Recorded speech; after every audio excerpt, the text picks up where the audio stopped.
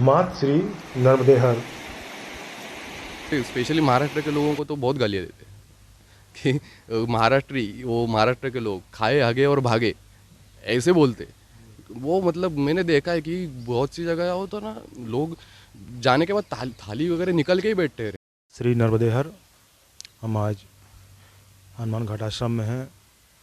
यह तपोभूमि स्वामी सीताराम दास जी महाराज की है और जिनका महाराष्ट्र से नाता रहा है। और आज हमारे साथ महाराष्ट्र के ही युवा संत जो नर्मदा परिक्रमा पर हैं उनसे भेंट हुई। आइए नर्मदा परिक्रमा को लेकर उनसे चर्चा करते हैं। महाराज जी नर्मदेहर। नर्मदे नर्मदे यार वो। महाराज जी कहाँ से हैं? हम पुणे महाराष्ट्र से। परिक्रमा पर जी जी। कब से प्रारंभ की? हमें निकल के 1 साल हो गए। पिछली साल दिसंबर में उठाई थी परिक्रमा ओंकारेश्वर से। तो वो 3 साल 3 महीने 13 दिन वाली? नहीं, ऐसा तो कोई संकल्प नहीं है। एक चौमासा अभी हो गया है, अभी करेंगे। दूसरा चौमासा से पहले ख़त्म कर देंगे। उम्र ज़्यादा आपकी लगती नहीं, क्या उम्र होगी? मेरी 32 साल है। तो इस ओर कैसे झुका हुआ? वो तो अभी, वो बहुत साल पहले 10-12 साल हो गए उसको। उससे वो सीडी डीवीडी का ज़माना था। तो हमारे महाराष्ट्र में वो चितले मैया जो है, तो उनके अनुभव सुने थे मैंने। तो वो उनके अनुभव सुन के मैं बहुत प्रेरित हो गया था। तो और इसलिए बाद में अभी वो योग बन गया परिक्रमा का। पुणे में कुछ अपने परिवार के बारे में बताएंगे? हाँ, पुणे में सब परिवार है, माता पिता है, मुझे छोटी बहन है। मैं सिटी में ही रहता हूँ। मैं जॉब करता था और वो सब छोड़ के अभी इधर परिक्रमा का आनंद ले रहा हूँ। कौन सा जॉब करते थे? मैं म्यूज़िक क्षेत्र में हूँ, क्लासिकल में मैं सितार बजाता हूँ। क्या बात है। तो उसी संबंधित जॉब था। वैसे भी बहुत जॉब किए, बहुत देखा, मतलब क्या क्या रहता है। टूरिज़्म कंपनी में किया, होटल में भी किया है बहुत। मैं नाटक भी करता था, एक्टिंग करता था थिएटर में। संगीत का कहते हैं संगीत और अध्यात्म एक दूसरे के पूरक होते हैं। जी जी जी जी जी। वो संगीत की, वो जो क्लासिकल म्यूज़िक में जो था, मैं सितार बजाता था, तो उसी में से मुझे रुचि पैदा हुई अध्यात्म के बारे में। वो संगीत की साधना करते करते मुझे वो थोड़ी वो जानकारी हो गई, तो मैं और पढ़ने लगा, उसके बारे में देखने लगा। तो और आध्यात्मिक मेरी रुचि जागृत हो गई। तो इसलिए वो संगीत की वजह से ही मैं आया वो ऐसे। पुणे महानगर की श्रेणी में आता है। वहाँ की दिनचर्या जो है अलग रही होगी, अब की दिनचर्या अलग है। वो बहुत ही अलग है। वहाँ तो मतलब वो सिटी का माहौल है पूरा। वहाँ सब भागा दौड़ी, सब उठना, अपनी गाड़ी, ये वो सब, वो माहौल अलग है। वहाँ लोगों को एक दूसरे से कुछ लेना देना नहीं है, अपना अपना चलता रहता है, सब अपने अपनी दुनिया में रहते हैं। यहाँ तो बहुत ही अलग है। मतलब यहाँ के ज़्यादातर की नर्मदा तट पे जो किनारे पे जो गांव है, वहाँ के लोग तो एकदम, उनका प्रेम भाव ही अलग है। मतलब एक महानगर की दुनिया और एक गांव के नर्मदा के किनारे किनारे की दुनिया, किसमें कितना अंतर पाते हैं और किसमें ज़्यादा सुख है?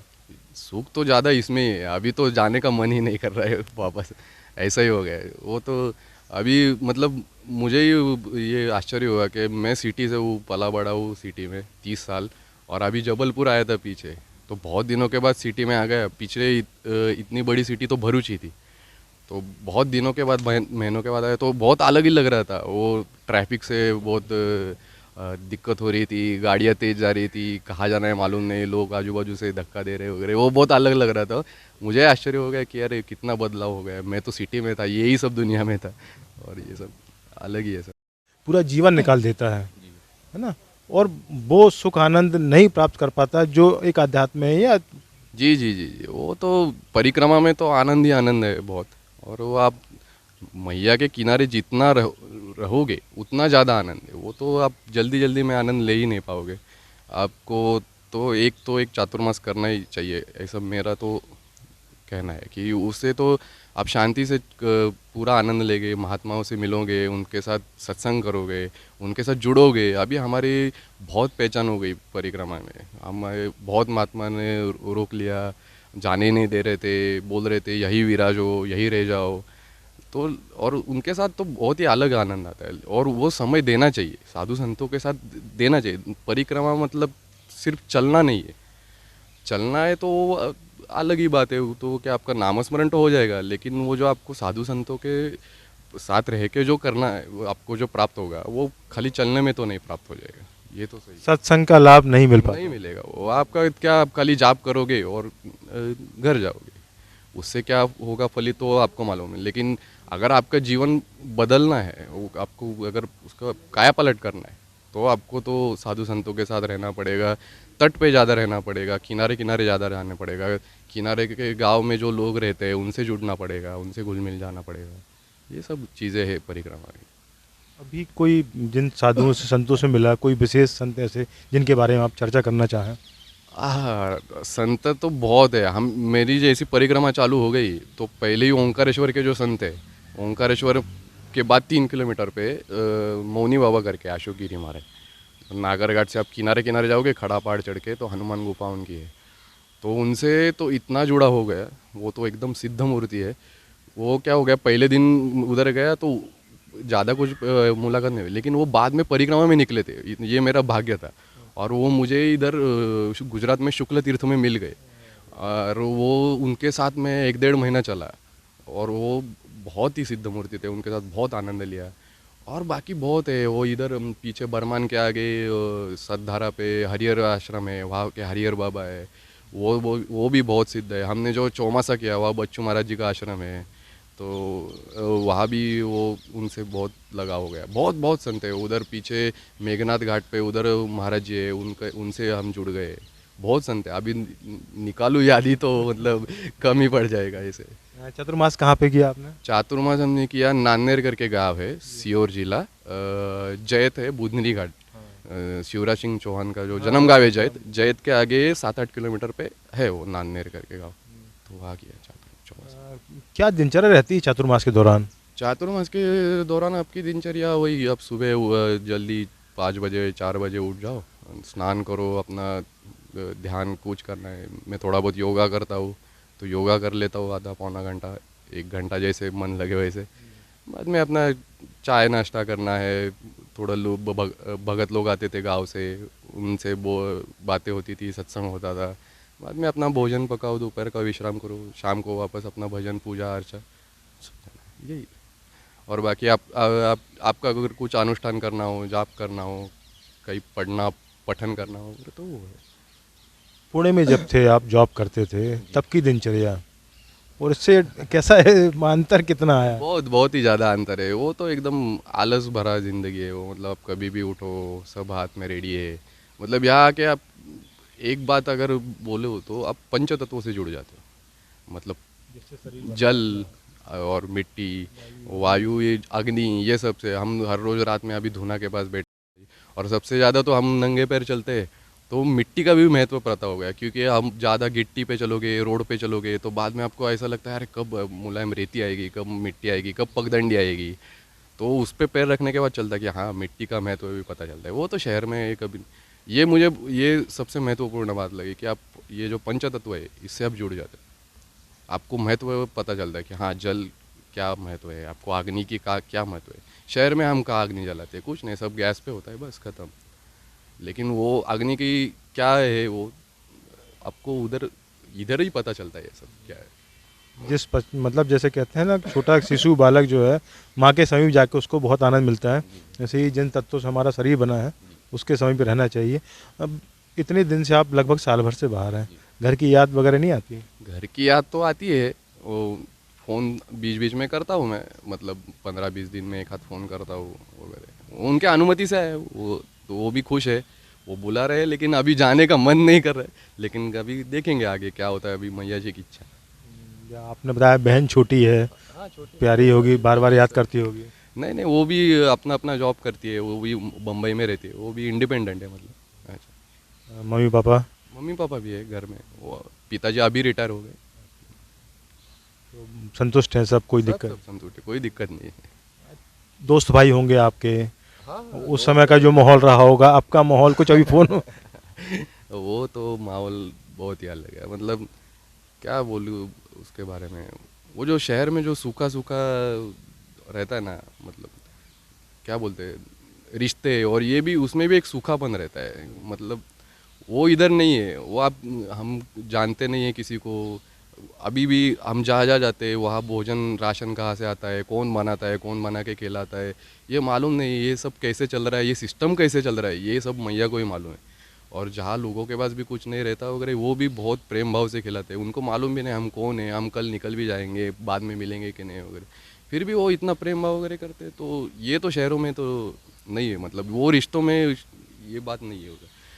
मतलब आप किसी भी रिश्तेदार के घर जाओगे तो पूछेगा आप भोजन पाएगा, कितना रोटी खाएंगे वगैरह, ये इधर ये सिस्टम है ही नहीं है कि आप आने दो, कितने भी लोग आएंगे तो भोजन पवाते ही है, मतलब सबको ऐसा है। आगे का सफ़र अनएक्सपेक्टेड रहता है, क्या मिलेगा कैसा मिलेगा, लेकिन मैया की कृपा। हाँ, मतलब आगे का सफ़र का तो कुछ मालूम नहीं रहता है। वैसे तो पिछले गांव में पूछते हैं कि आगे कहाँ जाना है, आश्रम कितना है दूर, बस, और उधर जाके देखते हैं। नहीं तो सुविधा देखनी पड़ती है, गांव में पूछना पड़ता है किसी के घर मिलेगा क्या भोजन बना के, या सदाव्रत मिलेगा क्या वगैरह। बहुत अभी तक तो मैया ने कभी भूखा रखा नहीं, ये तो पक्की बात है। अभी 1 साल हो गया, एक भी दिन ऐसा हुआ नहीं कि भूखे पेट सोया हो। ठंड का समय है, जैसे दिक्कत कहीं खुले में रुकना पड़ता होगा, कहीं ऐसी कोई वो दिक्कत भी नहीं? सब मैया ने सुविधा कर दी है। मैं तो ये चीज़ से तो बहुत आश्चर्य हूँ कि मैं 500 रुपये लेकर आया था खाली ओंकारेश्वर पे जब आया था, तो 500 रुपये लेकर आया था। 200-300 तो उधर ही खर्च हो गए, पूजा का तो संकल्प कर लेना था, सर्टिफिकेट बनवाना था वगैरह। उसके बाद से अभी तक तो पूरा मैया पे ही चल रहा है सब। मतलब ठंड ठंड की भी व्यवस्था मैया ने कर दी। पीछे वो हम बोल रहे थे, वो बाबा ने हमें कंबल दे दिया, थर्मल इनर दे दिया, क्या और क्या चाहिए, कपड़े भी मिलते हैं, आपको भोजन मिलता है, आपको जो चीज़ चाहिए वो मिलती है। सब सब मैया ने सब सुविधा कर लिया अब तक, कोई दिक्कत नहीं है। तो ऐसा है, वो तो क्या है, ठंड आने दो, बारिश आने दो, नहीं तो कोई दो, मैया है, मैया सुविधा करेगी ये तो। मतलब जैसे माँ बेटी की जी जी रक्षा जी, करती है, हाँ वैसी हाँ हाँ हाँ। क्या पता चलते हैं, बहुत ऐसे तीर्थ है कि जो पुराने पुराने शिवलिंग है, जो जो हनुमान जी ने स्थापित किए, राम जी ने स्थापित किए, जिन्होंने तपस्या की है, वो समुंदर के पास परशुराम जी ने, वो समुद्र पंचकोशी है, वहाँ परशुराम जी ने तपस्या की है। वहाँ जाके आप अंदर बैठोगे ना तो वो एनर्जी आपको फील होगी। और मैया किनारे भी बहुत जगह आपको एनर्जी, मतलब इधर ये सब चेतन है, ये आपको पता चलता है। जागृत स्थान है। जागृत स्थान, एकदम जागृत स्थान, इसमें कोई दुमत है ही नहीं। सूलपाड़ी का क्षेत्र जहाँ से आप गए होंगे, वो बताते हैं थोड़ा सा कष्ट भरा रहता है, ऐसा है क्या? नहीं, अभी कुछ नहीं है। वो अभी क्या हो गया, शूलपाणी के बारे में अभी बहुत चर्चा हो गई है, बहुत लोगों ने वो बहुत बोल दिया। अभी तो लूट मार बंद होके भी 10 साल हो गए। वो लखनगिरी बाबा जो थे तब से ही बंद हो गए वो लूटमारी। अभी वो बस अट्रैक्शन रह गए, उसमें अभी कुछ नहीं होता। वो लोग अच्छे से सेवा करते, उनके घर रुकाते, कुछ लूटमारी वगैरह कुछ होती नहीं है। वहाँ तो पोर्टर वगैरह भी मिलते हैं अभी, आप पैसा दे दो, आपको सामान उठाएंगे, दूसरे गाँव छोड़ देंगे। हाँ, उनको पोर्टर बोलते हैं उधर। सब सुविधा है, कुछ नहीं। अभी तो रोड बन रहा है, खाली 1-2 गांव बचे हैं, कुली से घोंसा या 1-2 गांव, इतना ही रोड बचा है। बाकी तो रोड भी बन गया है पूरा। वो पूरे आगे वो खप्पर माल भमाना साइड वगैरह पूरा रोड बन गया है। अभी 1-2 साल में तो गाड़ियाँ जाएंगी अंदर। अभी तो उधर कुछ दिक्कत का है ही नहीं मतलब। आपने बताया गांव के लोग हैं, नर्मदा किनारे के तट वाले हैं, परिक्रमा वासियों की सेवा करते हैं, सहयोग करते हैं। तो परिक्रमा वासियों को भी किन चीज़ों का विशेष ध्यान रखना चाहिए परिक्रमा के दौरान? जी हाँ, ये तो बहुत बड़ा विषय है। अब कि हम क्या करना नहीं चाहिए, ये तो सबसे पहले बताना चाहिए परिक्रमा से। क्या करे क्या नहीं करे इसके बारे में तो बहुत लोगों ने बताया, बहुत लोगों ने अनुभव बताए कि ये करो वो करो, लेकिन क्या करना नहीं चाहिए तो सबसे पहले बताना चाहिए। लोग बहुत उल्टी सीधी चीज़ें करते थे, साधु संतों का सम्मान नहीं करते, आश्रम की मर्यादा नहीं रखते। ये चीज़ों तो एकदम बात सही नहीं है। मतलब जो जल्दी जल्दी में परिक्रमा करते हैं, ज़्यादा चलते हैं, 2 दिन क्या बोल रहा हूँ, 2 महीने में ख़त्म करते, 108 दिन में करते। और ये जो लोग हैं वो तो आश्रम में खाली बस भोजन के लिए जाते, भागते। ये वो साधु संत हमारे स्पेशली महाराष्ट्र के लोगों को तो बहुत गालियाँ देते कि महाराष्ट्र के लोग खाए हगे और भागे, ऐसे बोलते। वो मतलब मैंने देखा है कि बहुत सी जगह हो तो ना, लोग जाने के बाद थाली वगैरह निकल के ही बैठते रहते। आप आसन नहीं लगाते, साधु संतों को जाके मिलते नहीं, उनको दंडवत नहीं करते, मंदिर में जाके वो नमस्कार नहीं करते, कुछ नहीं करते। खाली भोजन करना और भोजन के बाद तुरंत निकलना है। ये ऐसा हो तो क्या मतलब, उसका कोई आपके बारे में रिस्पेक्ट नहीं रहेगा तो कुछ नहीं, उसका मतलब भी नहीं कुछ। आप वो स्थल को देखो, उसकी क्या महात्म्य है वो सुनो, साधु संतों से बात करो कुछ तो। आप उनके उनसे कुछ ले रहे हो तो उनको कुछ देना तो चाहिए। ये तो बात सही है। हाँ, अब अभी पैसा है तो दान दक्षिणा दे सकते हैं, लेकिन बाकी तो कुछ उनको सम्मान दे सकते सम्मान दे सकते हैं, उनके साथ दो अच्छी बातें कर सकते हैं, कुछ भी कर सकते हैं। अभी हम देखे, हम शहर से आए, महाराज ये जो साधु संत रहते हैं इनके पास भी अभी मोबाइल वगैरह रहते हैं, उनको समझता नहीं है। अभी ये पीछे गर्म कुंड में एक बाबा थे, उनका मोबाइल की दिक्कत चालू थी, वो बोल रहे वायरस आ गया वगैरह, तो उनको वो सब क्लीन करके दे दिया, ऐप्स वगैरह सगळे निकाल के, उनको समझता नहीं था और एकदम मोबाइल अच्छा हो गया। ये भी एक सेवा ही है ना, उनका आपकी मदद हो गई ना, वो खुश हो गए, अरे बेटा अभी बैटरी इसकी अच्छी चल रही है। उनको मदद होनी चाहिए। आप आए, आपका अस्तित्व तो पता चलना चाहिए उनको कि आप ये आश्रम में आए थे। ऐसे तो बहुत साधु संत लोग हैं कि मालूम नहीं उनको कि कौन खा के निकल जाता है, कौन सोता है, क्या करता है, कुछ भी मालूम नहीं रहता उनको। तो ये चीज़ें बहुत देखनी चाहिए आपने कि परिक्रमा में आने के बाद। शहर से दूर निर्जन इलाकों में ये जो आश्रम चल रहे हैं, कभी मतलब अचरज नहीं होता कि इनकी व्यवस्था कहाँ से होती है? उपेम भाई अभी वही बोला ना कि ये पता ही नहीं चलता कि इधर कौन दान दक्षिणा देता है, कौन राशन पानी ला के रखता है और कौन बनाता है, और उनको भी मालूम नहीं कि कौन खा रहा है। ये सिस्टम सब कैसे चल रहा है, ये सब अजब ही है। मतलब ये सब मैया की ही कृपा है कि इतने इतने बड़े बड़े आश्रम या कोई भी छोटा भी आश्रम हो तो वहाँ कौन कौन आता है जाता है, क्या कौन दान दक्षिणा करता है, कौन राशन, कुछ भी पता नहीं चलता। ये सब मैया के भरोसे ही सब चल रहा है। गाँव की पढ़ाई चलती रही होगी, उसमें क्या कुछ रहा होगा कि भविष्य में ऐसा बनेंगे वैसा बनेंगे? नहीं, ऐसा तो कुछ नहीं था। ये तो मतलब ऐसा, ये तो परिक्रमा में आके आप कुछ तय नहीं करना कि मैं ये करूँगा, कल ये करूँगा, वो करूँगा। आप परिक्रमा में आने के बाद सब छोड़ दो मैया में। आप अगर कुछ तय करोगे कि मुझे ये करना है, कल मुझे 2 दिन में इधर पहुंचना है, परसों इधर पहुंचना है, तो आपको जो अनुभव जो मिलने वाले हैं ना, वो उसके दरवाजे आप बंद कर देते हो। मतलब आप नई कोई अपॉर्चुनिटी कोई आने नहीं देते। ऐसा है कि आपका तो सब शेड्यूल फिक्स है, तो क्या मैया से क्या लेने आए हो? ये बात तो सही है ना कि आप आपका अगर हर एक दिन हर एक घंटा अगर फिक्स है, प्लान है पूरा, तो आप मैया से क्या लोगे? लेने के लिए आपके पास वो है ही नहीं। अगर वो घड़ा है, वो अगर फुल है, आपका पूरा प्लान ही फुल है, तो उसमें क्या डालेंगे ऊपर से? कुछ नहीं डाल सकते। ये बात है कि आप इधर आके कुछ प्लान मत करो, नहीं तो आपको कुछ आपको बदलाव ही नहीं दिखेगा आप में। आप घूम के जाओगे वापस, बस इतना ही। एक बार मैया के तट पे आ गए तो मैया के प्रति समर्पित, हम मैया बस बस बस। क्योंकि क्या है, वो हर एक क्षण, हर एक घंटा, हर एक दिन में नए नए कुछ कुछ आता है आपके जीवन में। क्योंकि आप बहुत लोगों से मिलते हो, खराब लोग मिलते हैं, अच्छे लोग मिलते हैं, बहुत नए नई जगह होती है, आप गुम हो जाते हो कहीं, ये बहुत सारे अनुभव रहते हैं। और अभी वो अगर आपको लेने ही नहीं, आपको फिक्स ही है कि नहीं अभी इधर ही जाएंगे, उधर ही जाएंगे, उधर से वहाँ ही जाएंगे, तो आपको दिमाग में वही चलता रहता है और आपको आजू बाजू क्या चलता है वो कुछ पता ही नहीं चलता कि आपको क्या लेना है। क्योंकि आपके पास तो है सब लेने के लिए, आपकी ये नहीं है, पावर ही नहीं है आपकी। ऐसा परिक्रमा पूरी करके कुछ सोचा भविष्य के बारे में? अभी तो फिलहाल तो कुछ सोचा नहीं है, लेकिन एक चीज़ है कि मुझे योगा में इंटरेस्ट है, तो मैं उसमें तो ये कर रहा हूँ। आगे भी अभी परिक्रमा में भी अभी अगर साधु संत वो भी मिलते हैं बीच में, वो उनके साथ भी ऐसा सत्संग हो जाता है।